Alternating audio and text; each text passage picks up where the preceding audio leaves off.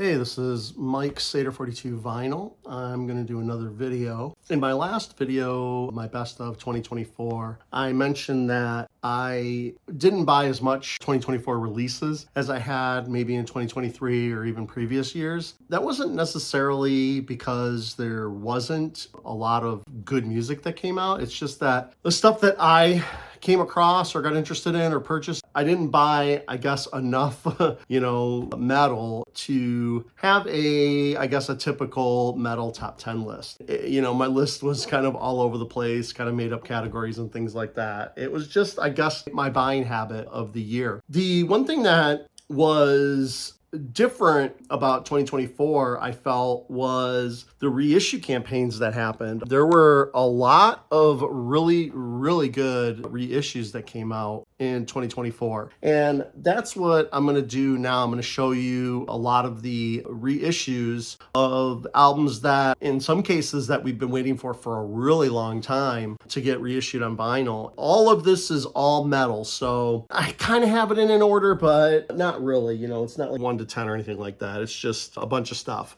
But the first reissues that I want to talk about are from a band called Nightingale. And Nightingale is a band that has Dan Sueno from Edge of Sanity. He was the lead vocalist and main songwriter for the Edge of Sanity death metal band. So him and his brother is also a musician, and they kind of did a band together, and they did a band called Nightingale. And this is their third album, and this was one of the first ones that was reissued in 2024. I think they're going to reissue several more of these, hopefully, and this was kind of like the first one that was really good out of the first two Nightingale albums, and I think this album is great. And then they also did a reissue of Nightfall Overture, which this is kind of a quote-unquote best of, but re-recordings of some earlier songs from earlier albums. And there's, I think, one new song on here, like brand new track. Really, really great stuff. And to top it off, this is Invisible. This is an excellent album. Now, the one that I'm waiting for that I know is being repressed that I already pre-ordered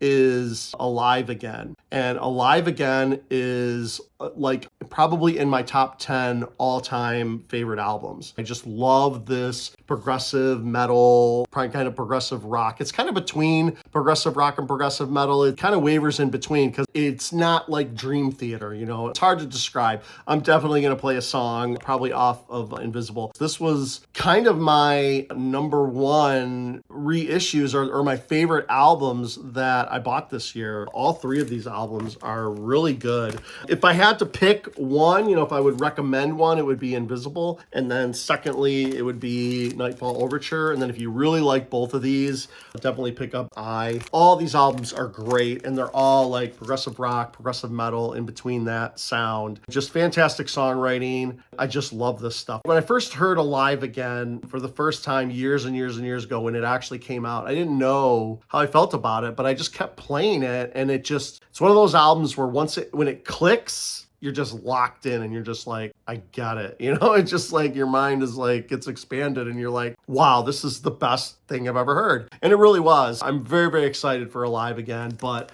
I highly recommend Nightfall Overture or Invisible, as they are both excellent albums.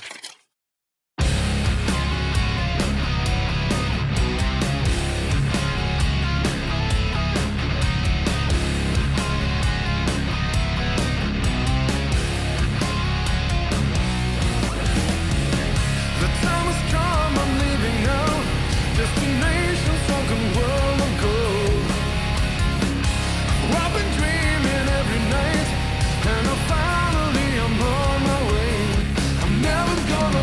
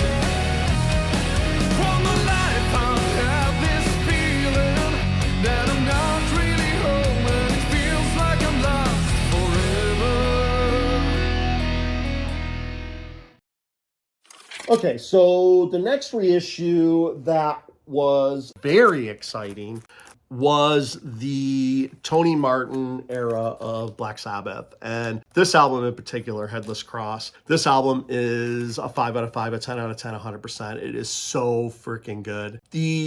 I guess the disappointing thing of this reissue for the box was that they just started reissuing these as single albums, and they're colored vinyl, which, you know, black color doesn't matter to me too much, but I will admit I'd rather have the colored than the black. You know, I just would, you know, if I had to choose, I would definitely buy a colored version over a black version if I had both available to me. Even if it was just a couple bucks more, I probably would have rather have had those. The other disappointing thing about this box was nothing wrong with the music at all and the sound quality and the everything, is that the inserts for all the records were not available in the box set. What they did was they put all of the inserts with the lyrics and pictures and stuff like that. They put those in the booklet that come with the box set. And that was, I think, a misstep. I think that they should have had individual inserts for each of these albums. It would have definitely made the box set a lot better, in my opinion. And the other thing about this is this album in particular, Forbidden. This album gets a lot of hate online and by Black Sabbath fans. There's a lot of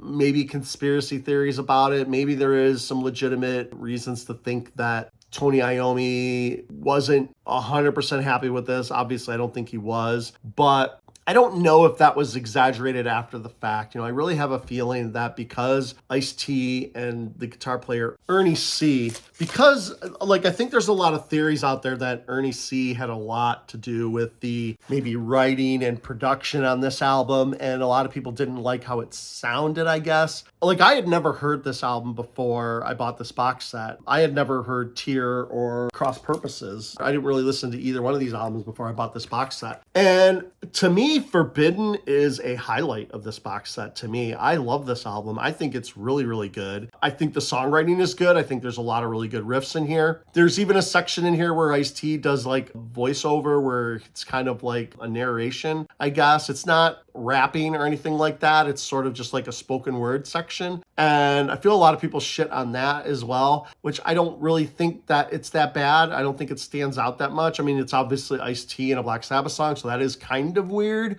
but I think it fits. His voice is kind of distorted and it, you know, what he's saying relates to the song. So it doesn't seem too out of place to me. The album that I like the least actually is Cross Purposes. This is probably my least favorite album. It's just the least memorable, and I don't know that I like the songwriting as much on this album, but the songwriting on Forbidden, there's some really, really good songs on there. This box set was definitely a highlight of the year. The Tony Martin era is great. The only disappointing thing was I didn't have the first album that he sang on, which was The Eternal Idol. But this album, at least up until before the box set came out, it wasn't that hard to get. I mean, I got this for like 20 bucks at a record show, and I've seen it for like 20, 30 bucks. You know, it really wasn't that expensive. I haven't looked at Discogs recently or whatever, so I don't know if the price is jacked up because a lot of people wanted this album after buying the box set, which might have happened, you know, so this might be a little bit more scarce. But this album is really good too, I think. I think all the Tony Martin albums are good. I just think that Cross Purposes is probably my least favorite. But yeah, that box set was definitely a highlight, except for those few things that I mentioned about the inserts and now the colored vinyls coming out. So that is just kind of, I don't know, record company shenanigans, you know?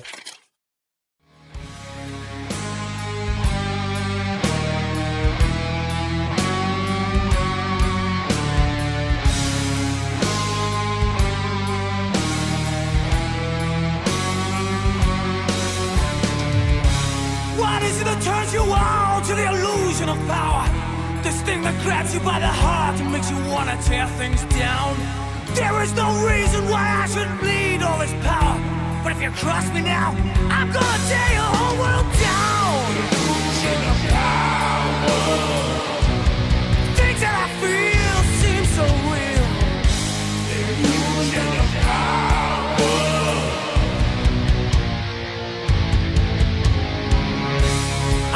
Get the emotional things straight in my head. Everything I love dies too soon, but it's already dead. Don't stand too close. nose, I spit and breathe fire. Anything I've got now you cannot desire. You wanna be my friend, I'll promise you nothing. Nothing I can give you, nothing I can do for you. I'm being chased by the sins of my past, and it's killing me now. Killing me now. Illusion of power.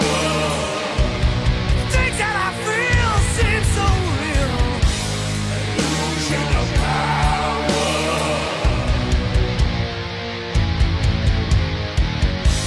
Illusion of power. It's already set, signed and sealed. Illusion of power.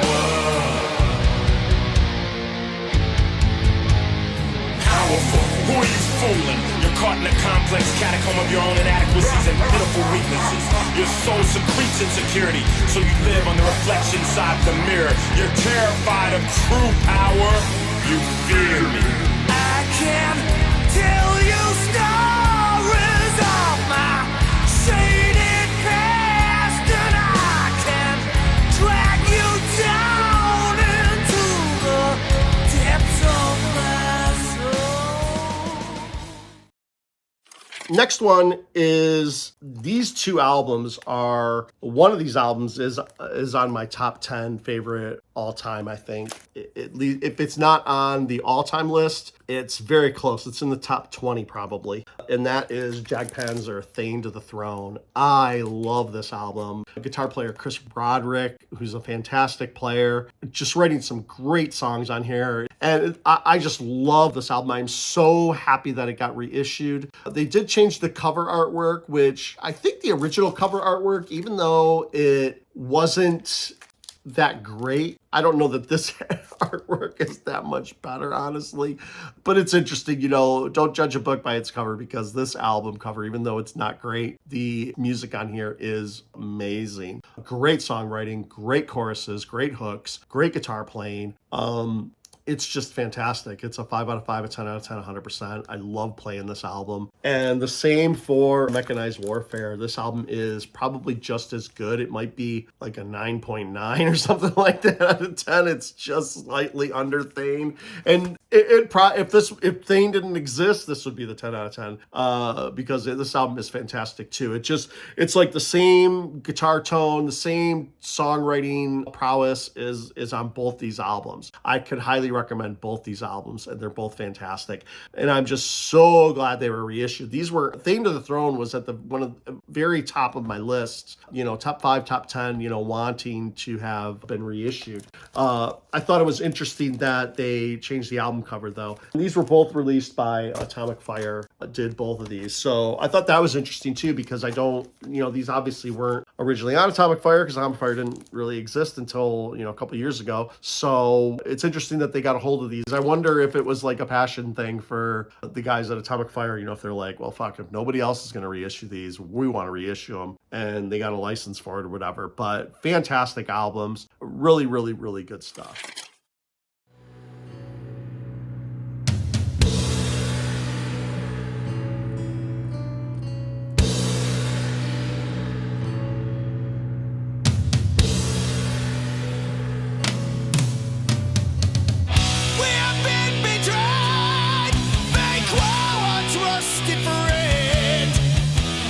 Suspects of blood to be rulers of this land.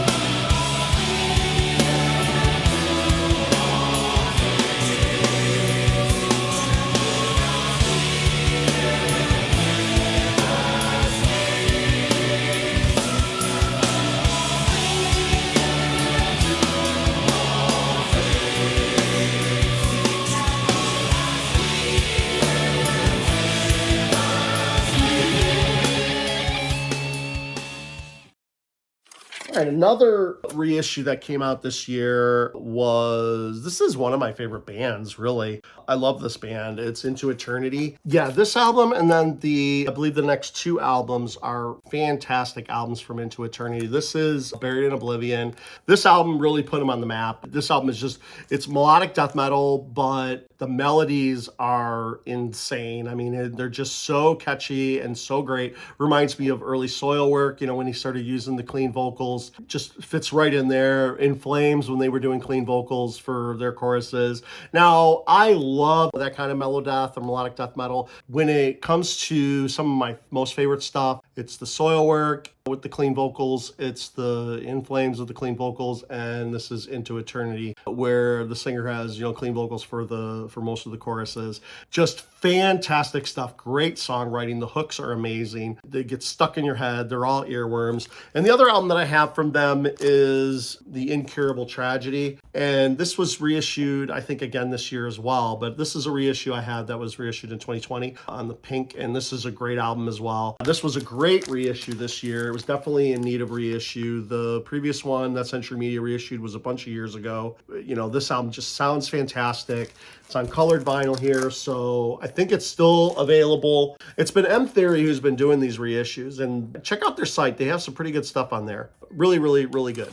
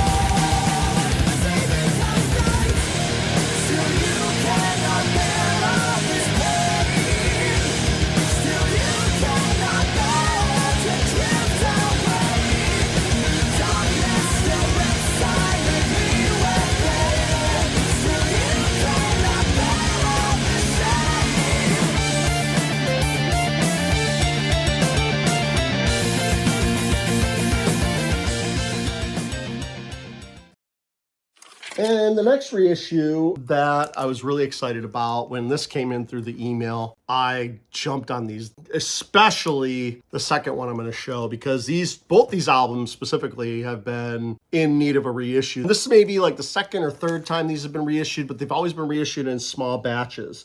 I think that they have reissued a ton of these, so these should be readily available, and they are definitely worth your time, and that is the Malevolent Creation. This is the 10 Commandments. This is their first album, and they did it on the blue.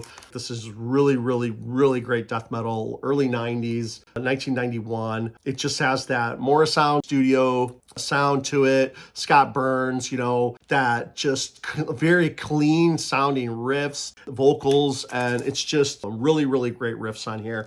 But the one that you gotta get, and if you skip, if you only can get one, you gotta get Retribution. This album is excellent. There are so many great riffs on here, so many great lyric sections, you know, singing sections where you're just like, what the fuck, you know, and you listen to this album like 3 or 4 times, the riffs are gonna hit you and you're gonna be like, I wanna hear that riff again. I wanna hear that song again. I wanna hear that part of that song again. Just really, really, really great stuff. Definitely need to jump on this before, hope maybe they'll go out of print again. I hope not, but definitely glad that this got reissued in 2024 because a lot of people have been wanting this. And I love to see that, you know, where those really high dollar, you know, reissues or original presses, you know, get reissued and everybody can buy them again. And it seems like this one is still readily available. So highly, highly recommend this one.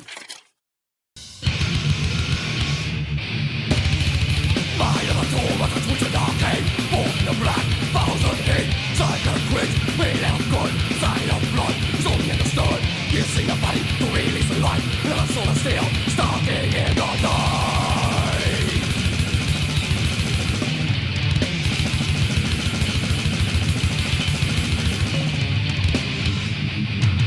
Feel the wrath of the soul, run to the core of the power.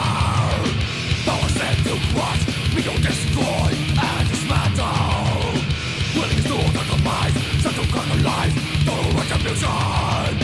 No lives are spared. His goal is hate. This hate. This hate. It hates.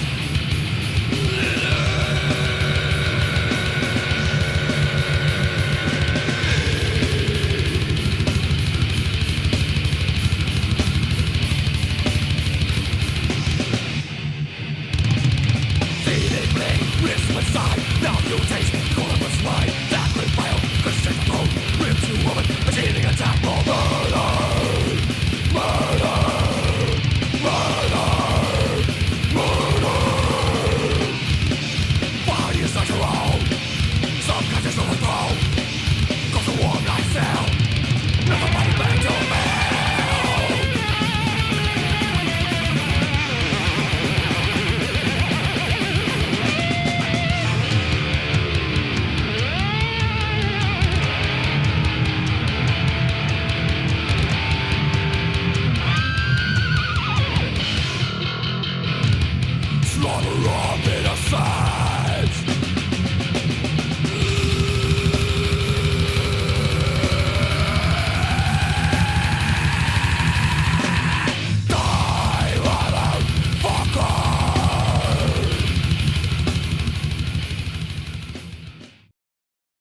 Okay, next is a band who put out my favorite album of 2024 release, and that is Unleash the Archers.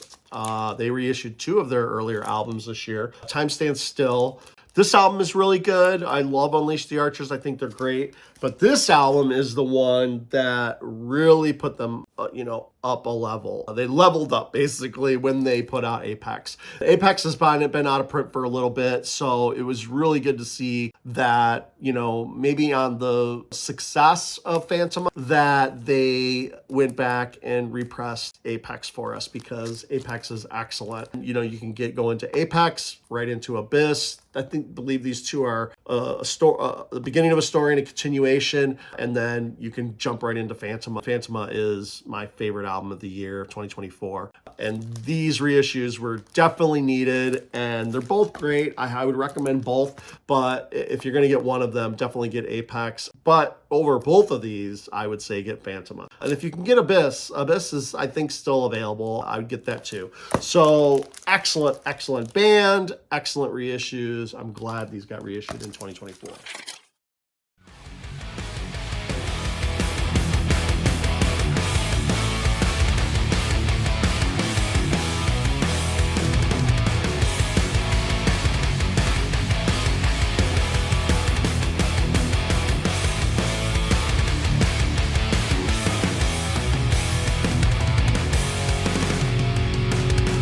Despite the promise made to me to let my soul be free,